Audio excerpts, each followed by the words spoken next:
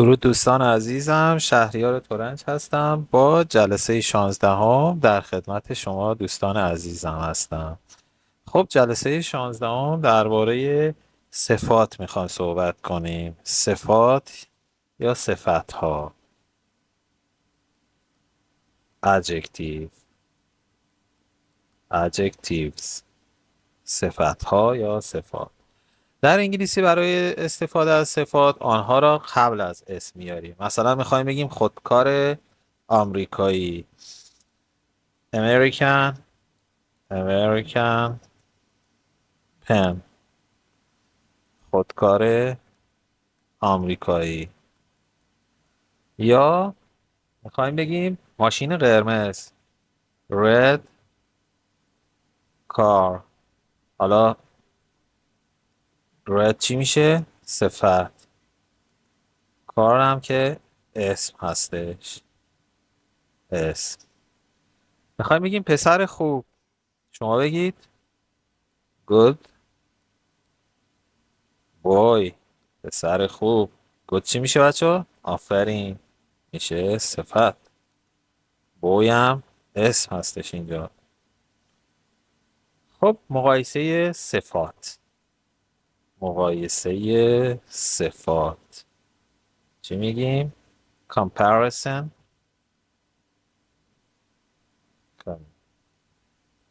comparison of adjectives. دی سایلنت بچه ها، adjectives.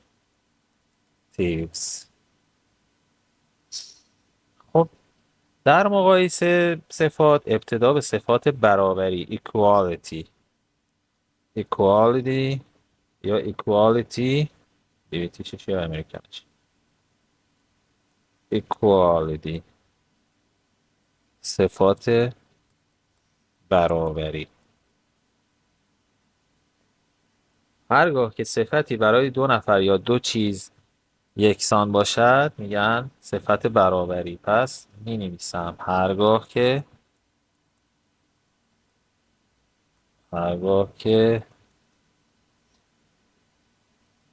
صفتی برای دو نفر یا دو چیز یکسان باشد. خب مثال میزنم. میخوایم بگیم شهریار به اندازه علی قد بلند است. در این صورت صفت را بین دو کلمه از قرار میدیم. چجوری می نویسمش؟ فرمولش بچه اینجوریه، فرمول شما هم یادداشت کنید. از به اضافه کوتاه و بلند، کوتاه و بلند، صفت به اضافه از. خب حالا مثال. توی این مثال میخوایم بگیم که شهریار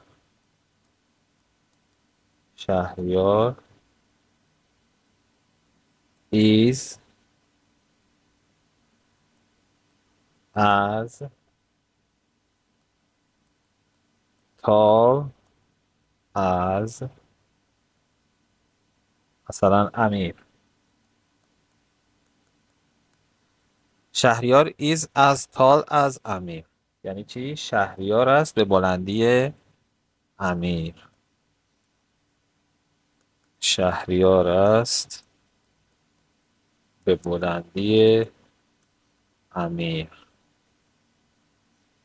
خب مثلا میخوایم بگیم او است به زیبایی خواهرش.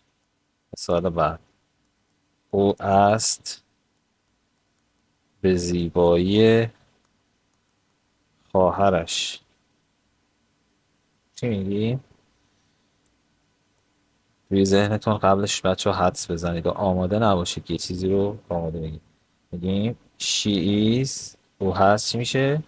she is به زیبایی as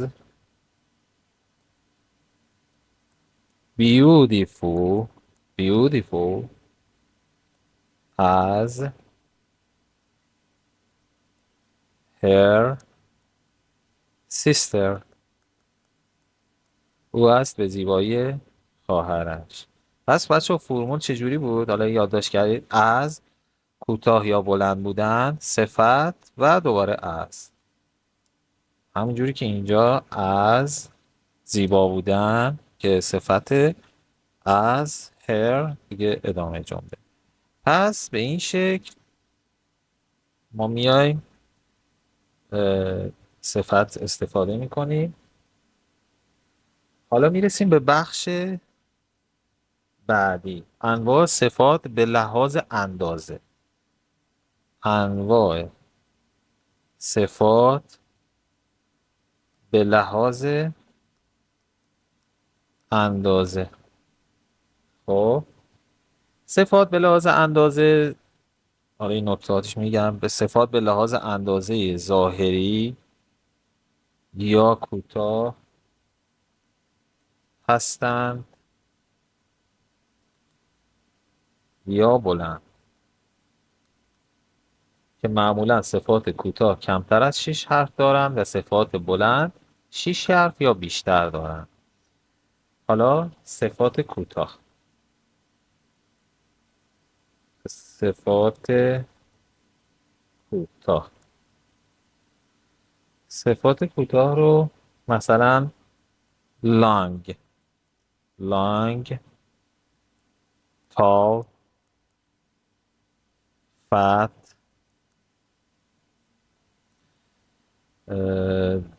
cheap و غیره etc. و دیگر. حالا صفات بلند. صفات بلند صفات بلند مثل expensive. آفرین. expensive beautiful beautiful. درست نوشتم. B I U T full beautiful handsome handsome interesting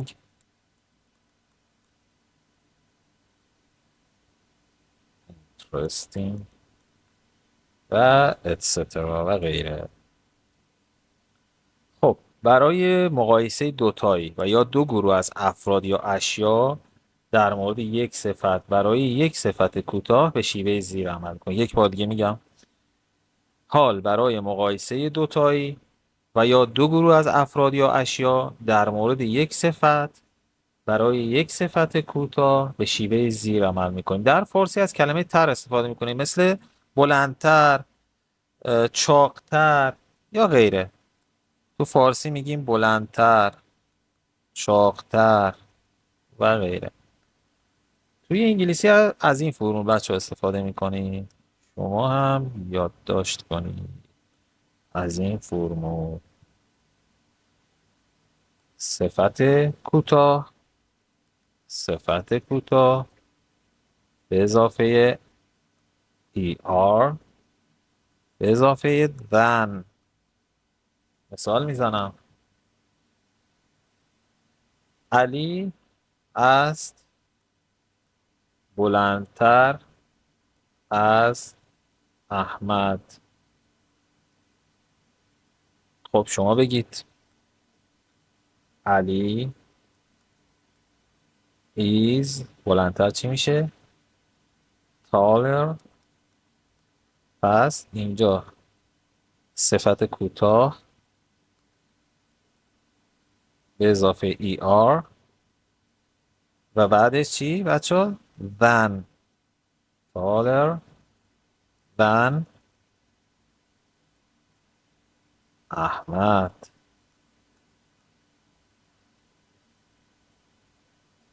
به همین راحتی.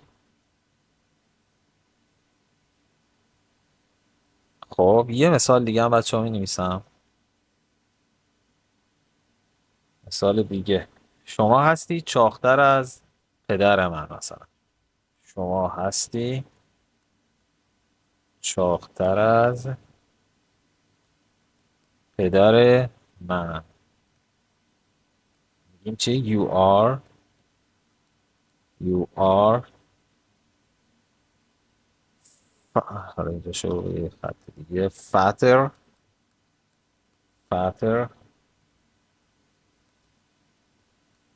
fatter than. گفتیم اینجا fat صفت کوتاه، یه er میخوره. than my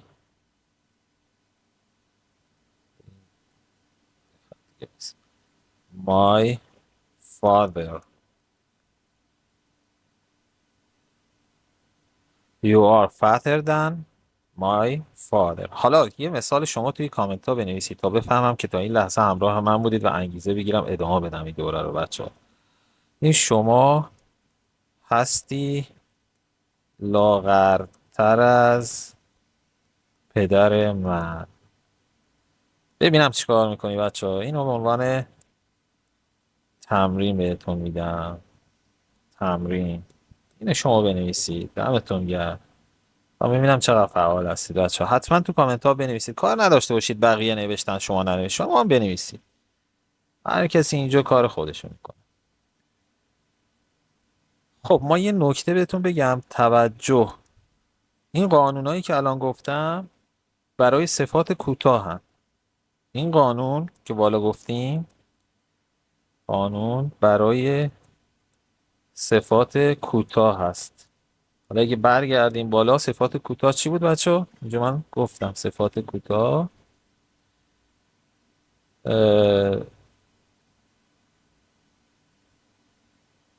از لحاظ اندازه و ظاهری کوتاه هستند که معمولا صفات کوتاه کمتر از 6 حرف دارند و صفات بلند 6 حرف یا بیشتر دارند. آره اینو گفتیم که تقسیم بندی هم کردیم. گفتیم صفات کوتاه، ببینید اینجا بچه ها گفتم اینجا long, tall, fat, cheap و غیره، اینا کمتر از معمولا 6 حرفن و بلند هم ببینید بیشتر از 6 حرف هستن. خب بریم ادامه. فقط برای صفات کوتاه بود این قانون. حالا برای صفات بلند در همین قانون از ساختار زیر استفاده میکنیم. پس برای صفات بلند از چه قانون استفاده میکنیم؟ از این قانون. یه مستطیل میکشیم، شما هم بکشید. دمتون گرم که تا این لحظه با من همراه هستید. خب می‌نویسیم more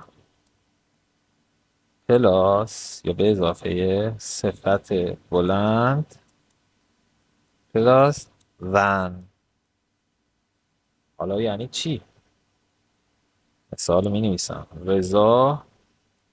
رضا هست خوشتیپتر از پدرش. خوشتیپتر. خب این خوشتیپتر جز صفات خوشتیپ. ببینید بچه تو انگلیسی هم باز بلنده دیگه، بلندتر از 6 حرفه. خوشتیپتر از پدرش. پس شما میفهمید که اینجا صفت خوشتیپ از فرمول بلند استفاده میکنیم. می‌نویسیم چی؟ رضا اسامی با حروف حرف اولشون با کپیتال لتر هست. همونجوری که قبلا هم اونایی که همراه من بودن کامل دیگه جا افتاده. رضا is more.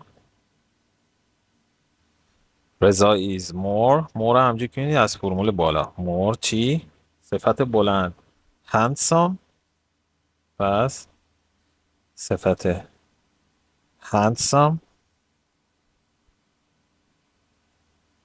بعد than his father. پس شد رضا is more handsome than his father. همجور که تو فرمول بالا گفتیم more handsome than. نمیایم بگیم که طبق حالا فرمول بالا رضا is این more اومده قبلش، اینجوری شد داستان دیگه. یه موری ایر هم دیگه نداره، handsomer than نیست. یا نمیگیم رضا is handsomer than his father، میگیم more handsome his father، چون صفت بلند هست. یه مثال دیگه هم میگم یادداشتش کنید بچه. شما جالبتر از یا شما جالبتر از دوست من به نظر میرسی. شما جالبتر از دوست من به نظر میرسی. چی میشه؟ You look یعنی به نظر رسیدن. شما به نظر میرسی، پس شما به نظر میرسی. یا میخوام تبدیلش کنیم دیگه یه جورایی به انگلیسی، باید به این شکل باشه. You look more interesting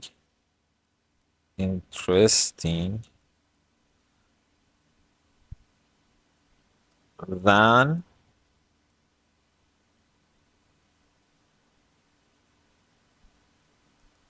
دانشم قرمز بنویسم که توی فرمول ما هستیم. than my friend.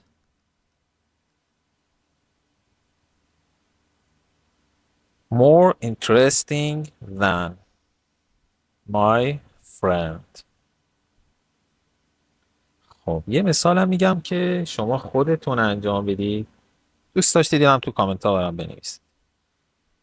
شما زیباتر از من به نظر میرسی. این هم شما بنویسید. این هم عنوان تمرین من بهتون میدم. دمتون گرم. خب بریم سراغ بخش اشتباهات رایج بچه. اشتباهات رایج. اشتباه در استفاده از each other. اشتباهات رایج. اشتباه در استفاده از each other یا together.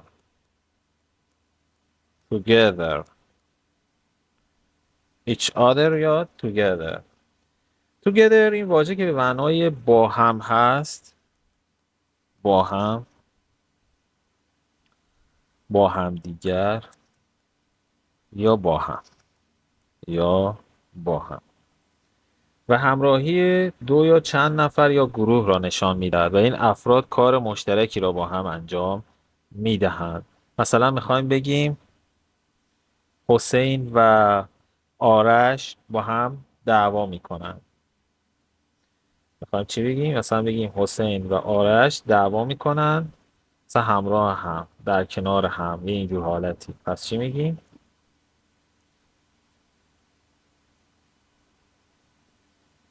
حسین اسامی هم با حرف بزرگ نوشته میشه، H بزرگ. حسین و آرش fight together.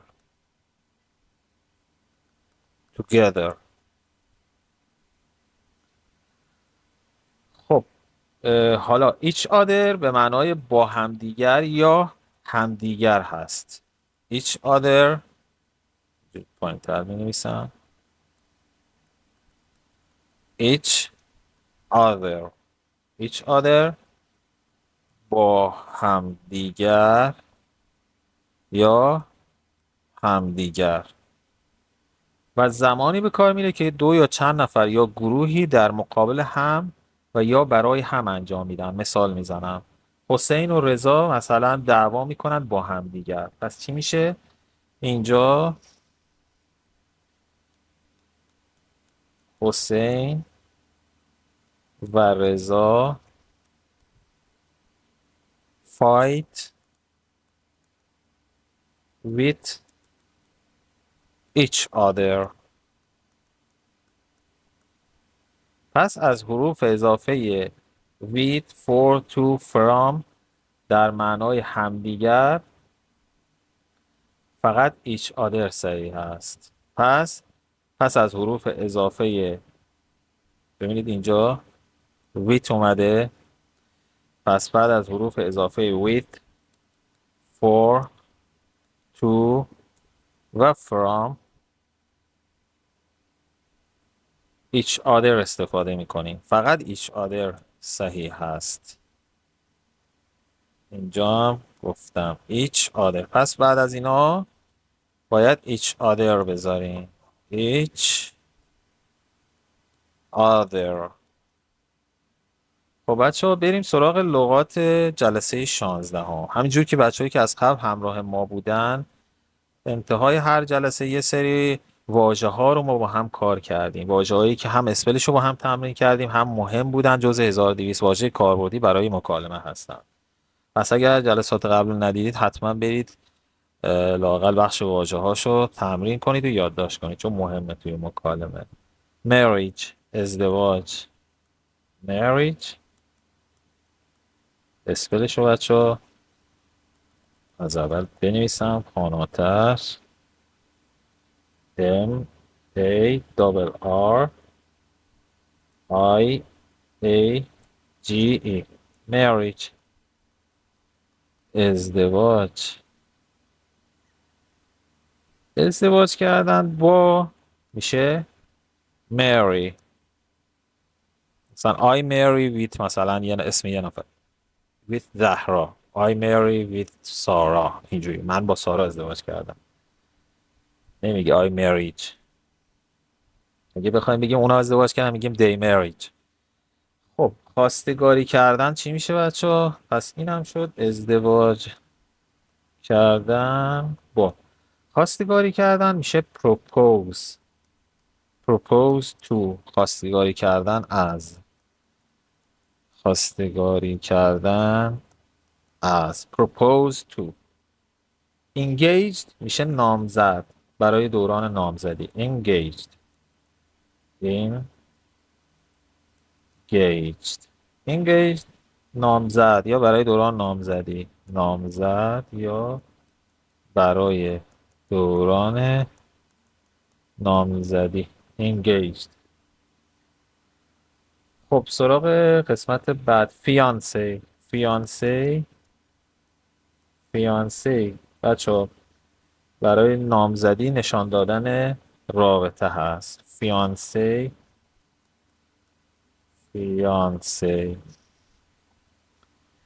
برای نشان دادن رابطه. مثلا میخوام بگیم he is my fiancé. این فکر میکنم برای آقایون باشه، این خانوما به کار میبرن fiancé، فقط یه دونه ای داره، توی تلفظ یکیه. سنتی، حالا بچه اگه دیدید من اشتباه میکنم توی کامنت ها اصلاحش کنید، ولی میدونم احتمال زیاد درسته. سنتی میشه traditional.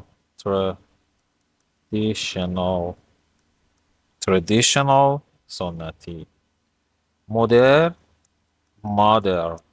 امریکاییش، تلفظ امریکاییش میشه مادر.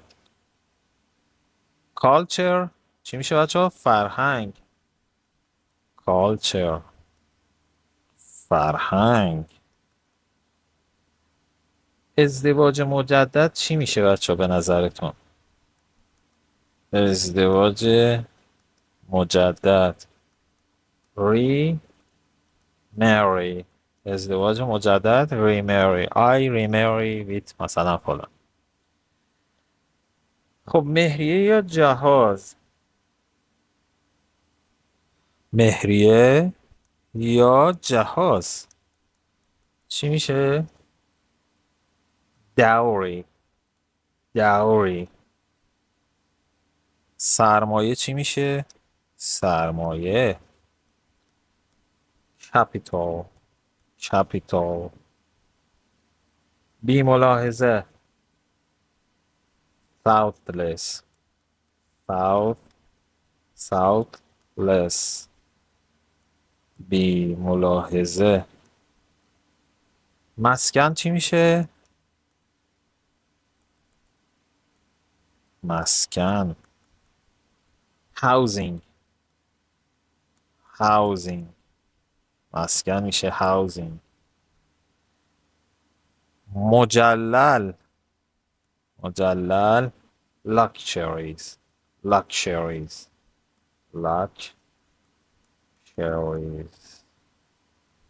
ساده simple simple. با من تکرار کنید.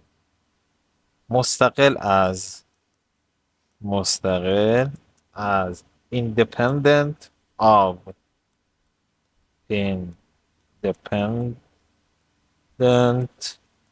of. دین اینو دیگه همه میدونن. دین religion. آفرین religion.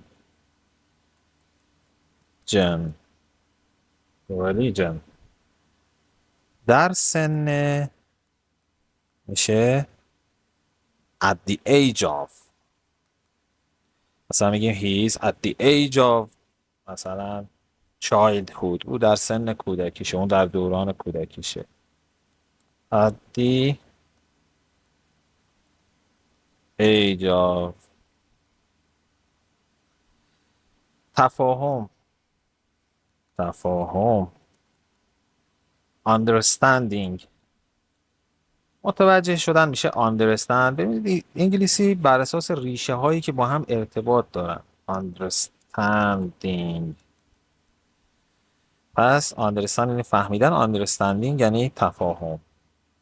عدم تفاهم همون بالایی است، همونجور که میگم توی ریشه هایی که انگلیسی که با هم در ارتباطن میشه misunderstanding. understanding. تفاوت. دمتون گرم. difference difference. سنت چی میشه بچه ها؟ سنت custom میشه سنت. احترام گذاشتن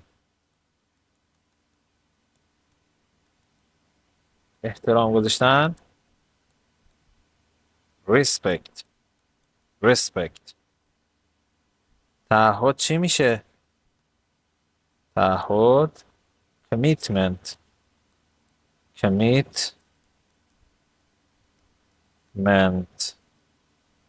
این روزها these days.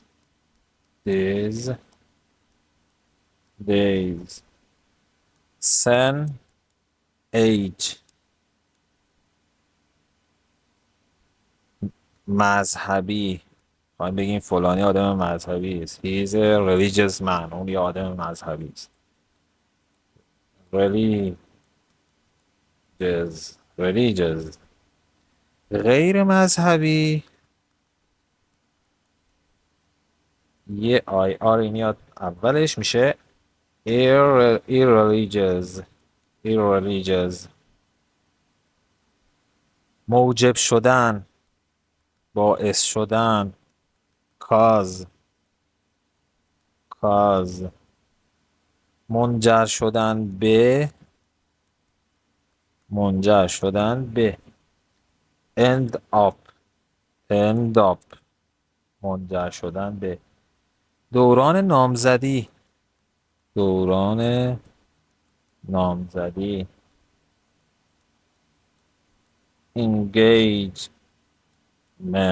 engagement. دوران نامزدی. جشن عروسی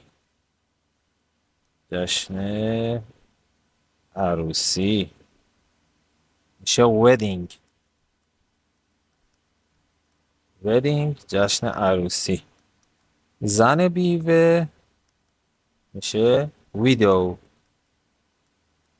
ویدو ویدو زن بیوه. طلاق گرفتن.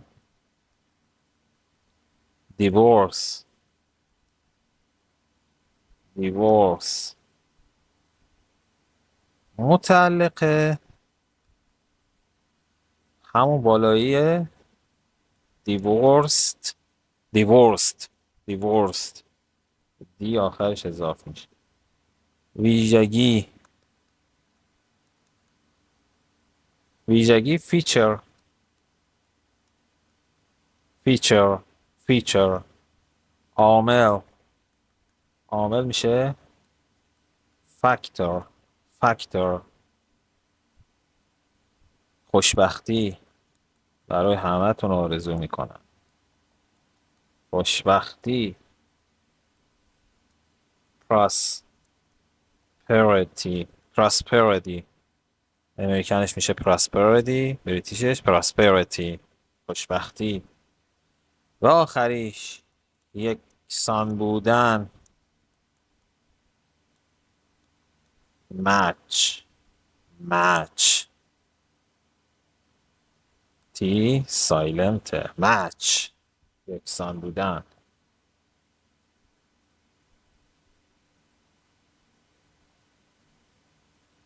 دمتون گرم که تا این لحظه همراه من بودید.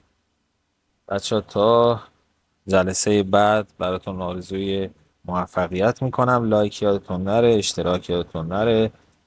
خوشحال میشم که اون لایک رو بزنید. انگشت این شکلی بیداره. دمتون گرم. تا جلسه بعد میبینم. تو موفق باشید.